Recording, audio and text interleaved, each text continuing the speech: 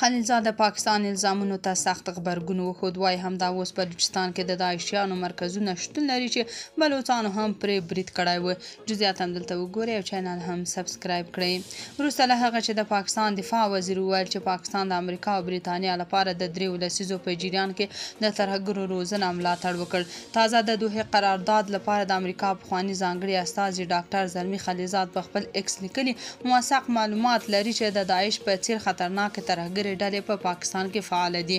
نوموړي له اسلام آباد څخه غوښتي چې په خپله خاوره کې د دغې ډلې د پټنځایونو موضوع ته رسیدګي وکړي.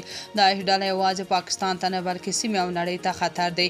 نن به ټول پوه شوي وي چې د یو تاکتیک په توګه له ترهګرۍ سره لوبې کول فاجعه زېږوونکی عمل دی او بالاخره به په شدت بیرته د همدوی پر ضد وکارول شي. نوموړي زیاته کړې د تېرې مارچ میاشتې په منځ کې د بلوڅ وسلوالو لخوا د بلوچستان په مستونګ کې د داعش ډلې پر یو کمپ په برید کې 10 داعشیان ووژل شول چې ازبک، ترکي، هندي او تاجکستاني ترهګر پکې شامل و. ښاغلي خلیلزاد وړاندې لیکلي که دا راپورونه صحیح وي نو نور باید پاکستان کې د ترهګرو ډلو موجودیت د پاکستاني نظامیانو او استخباراتو لپاره یوه ناپېژانده موضوع نه وي. په همدې حال امریکا کې د پاکستان پخوانی سفیر حسین حقانی هم د خواجه اسف په ځواب کې ویلي چې له افغانستان څخه د شوروي ځواکونو د وتلو وروسته امریکا افغانستان کې د ترهګرۍ ملاتړ ودراوه. خو همدا پاکستان چې په جهادي ډلو یا د افغانستان حکومت سقوط کړ. هغه همداراز ویلي چې آیا تیر 20 کال هم امریکا ستاسو ملاتړ کاوه چې طالبان د ځان پر ضد وجنګوي.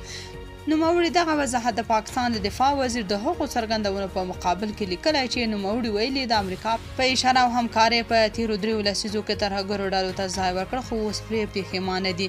یاده دې وي چې تر دې وړاندې افغان طالبانو هم ویلي و چې پاکستان کې د داعشیانو مرکزونه شتون لري او افغانستان کې د حملو لپاره لیږل کیږي. تاسو په دې اړه څه نظر لرئ؟ کمنټ کې شریک او چینل هم سبسکرایب کړئ.